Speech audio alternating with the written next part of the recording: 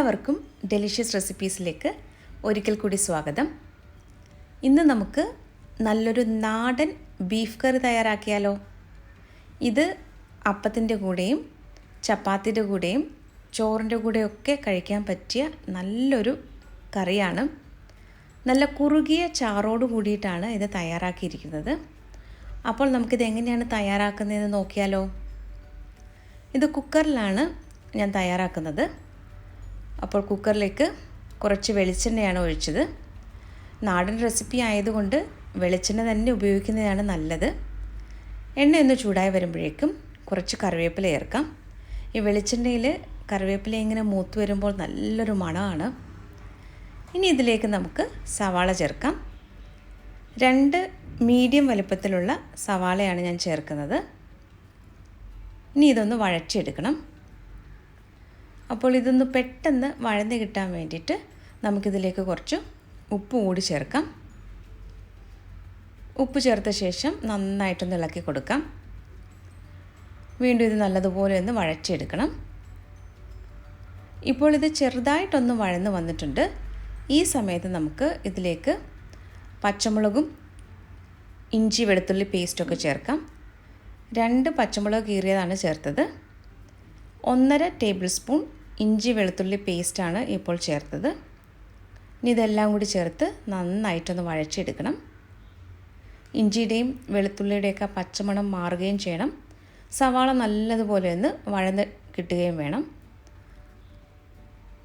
ഇതിപ്പോൾ നന്നായിട്ട് വഴന്ന് വന്നിട്ടുണ്ട്.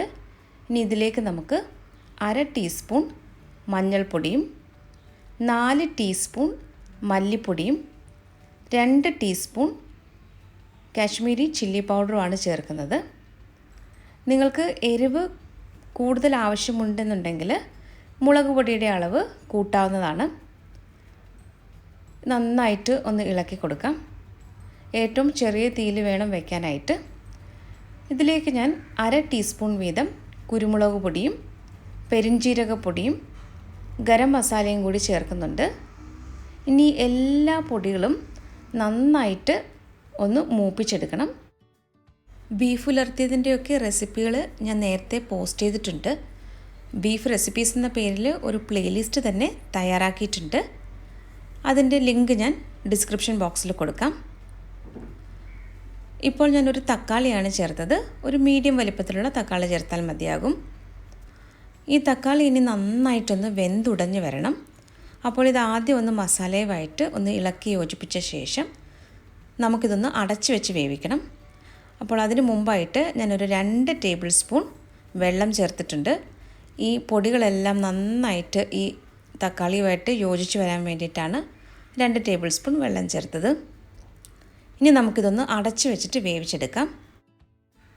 ഈ കുക്കറിൻ്റെ വെയിറ്റ് ഇട്ടിട്ടില്ല. ചെറുതായിട്ടൊന്ന് അടച്ചു വെച്ചാൽ മാത്രം മതിയാകും.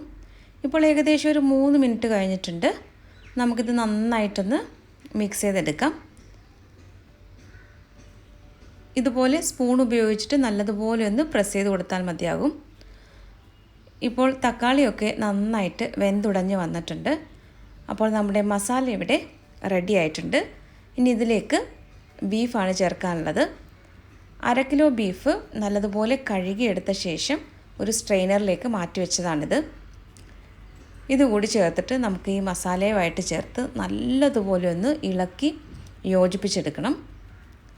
ഈ ബീഫ് ചേർത്ത ഉടൻ തന്നെ വെള്ളമൊന്നും ഒഴിക്കരുത്. ആദ്യം നന്നായിട്ട് ഇതൊന്ന് ഇളക്കി യോജിപ്പിച്ചെടുത്ത ശേഷം ഒരു 10 മിനിറ്റ് നമുക്കിതൊന്ന് അടച്ചു വെച്ചിട്ട് വേവിച്ചെടുക്കണം. ഇങ്ങനെ ചെയ്യുമ്പോൾ നല്ല ടേസ്റ്റ് ആയിരിക്കും നമ്മുടെ ഈ ബീഫ് കറിക്ക്. അപ്പോൾ ഇതുപോലെ നിങ്ങളൊന്ന് ഒരു പ്രാവശ്യമെങ്കിലും ഒന്ന് തയ്യാറാക്കി നോക്കൂ. ഇതിപ്പോൾ നന്നായിട്ട് ഞാൻ മിക്സ് ചെയ്തെടുത്തിട്ടുണ്ട്. നമുക്കിതുപോലെ ഒന്ന് അടച്ചു വയ്ക്കാം. വെയിറ്റ് ഒന്നും ഇടേണ്ട ആവശ്യമില്ല. ഇപ്പോൾ ഏകദേശം 10 മിനിറ്റ് കഴിഞ്ഞിട്ടുണ്ട്. നിങ്ങളീ കാണുന്നത് ഈ ബീഫിൽ നിന്നും ഇറങ്ങി വന്ന വെള്ളമാണ്. നന്നായിട്ടിതൊന്ന് ഇളക്കി കൊടുക്കാം. അതിനുശേഷം നമുക്കിതിലേക്ക് ചൂടുവെള്ളമാണ് ഒഴിച്ചു കൊടുക്കേണ്ടത്. ചൂടുവെള്ളം തന്നെ ഒഴിക്കാനായിട്ട് പ്രത്യേകം ശ്രദ്ധിക്കണം. ഞാനിപ്പോൾ ഇതിലേക്ക് ഒരു 1/2 കപ്പ് ചൂടുവെള്ളമാണ് ചേർക്കുന്നത്. ഇത് നല്ല കുറുകിയ ചാറോട് കൂടിയിട്ടാണ് ഞാൻ തയ്യാറാക്കുന്നത്. അതുകൊണ്ടാണ് ഒരു 1/2 കപ്പ് വെള്ളം ചേർത്തത്. നന്നായിട്ടൊന്ന് മിക്സ് ചെയ്ത ശേഷം നമുക്ക് കുക്കർ അടച്ച് വെച്ചിട്ട് വേവിച്ചെടുക്കണം. നമ്മൾ ഉപയോഗിക്കുന്ന പ്രഷർ കുക്കറിനനുസരിച്ചും ബീഫിനനുസരിച്ചും ഇത് വേവിച്ചെടുക്കുന്നതിൻ്റെ സമയത്തിൽ വ്യത്യാസം വരും. അപ്പോൾ നിങ്ങൾ ഉപയോഗിക്കുന്ന ബീഫിനനുസരിച്ച് ഇത് പാകത്തിന് വേവിച്ചെടുക്കുക. പ്രഷറൊക്കെ നന്നായിട്ട് പോയതിന് ശേഷമാണ് ഞാനിപ്പോൾ കുക്കർ തുറക്കുന്നത്. ഇനി ഇതിലേക്ക് നമുക്ക് കുറച്ച് കറിവേപ്പില കൂടി ചേർത്ത് കൊടുക്കാം. ഇതിപ്പോൾ നല്ല കുറുകിയിട്ടാണ് ഇരിക്കുന്നത്. ഇത് അപ്പത്തിൻ്റെ കൂടെ കഴിക്കാൻ വേണ്ടിയിട്ടാണ് ഞാനിത് തയ്യാറാക്കുന്നത്. അപ്പോൾ കുറച്ച് ചാറ് കൂടി വേണം. അപ്പോൾ ഞാൻ വീണ്ടും ഫ്ലെയിം ഓൺ ചെയ്തിട്ട് ഇതിലേക്ക് ഒരു 1/2 കപ്പ് ചൂടുവെള്ളം കൂടി ചേർക്കുകയാണ്. നന്നായിട്ട് ഇതൊന്ന് മിക്സ് ചെയ്തെടുക്കാം. ഈ സമയത്ത് ഉപ്പൊക്കെ പാകമാണോ എന്ന് നോക്കുക. കുറവാണെങ്കിൽ അല്പം കൂടി ചേർത്ത് കൊടുക്കാം.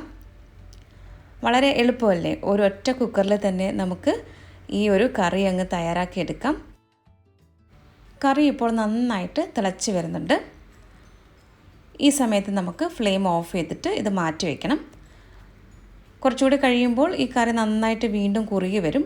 അപ്പോൾ ഇത്രയും ഒരു പാകത്തിലാകുമ്പോൾ തന്നെ നമുക്ക് ഫ്ലെയിം ഓഫ് ചെയ്ത് വയ്ക്കാം. അപ്പത്തിൻ്റെ കൂടെയോ പൊറോട്ടയുടെ കൂടെയോ ഒക്കെ കഴിക്കാൻ പറ്റിയ നല്ലൊരു നാടൻ ബീഫ് കറിയാണിത്. അപ്പോൾ എല്ലാവരും ഇതൊന്ന് ട്രൈ ചെയ്ത് നോക്കണം. ട്രൈ ചെയ്ത് നോക്കിയിട്ട് ഫീഡ്ബാക്ക് കൂടി തന്നാൽ നന്നായിരുന്നു. നമ്മുടെ ചാനലിലെ റെസിപ്പികളൊക്കെ നിങ്ങൾക്ക് ഇഷ്ടമാകുന്നുവെങ്കിൽ ചാനൽ കൂടി ഒന്ന് സബ്സ്ക്രൈബ് ചെയ്യാൻ മറക്കരുതേ. അപ്പോൾ മറ്റൊരു നല്ല റെസിപ്പിയുമായിട്ട് വീണ്ടും വരാം. താങ്ക്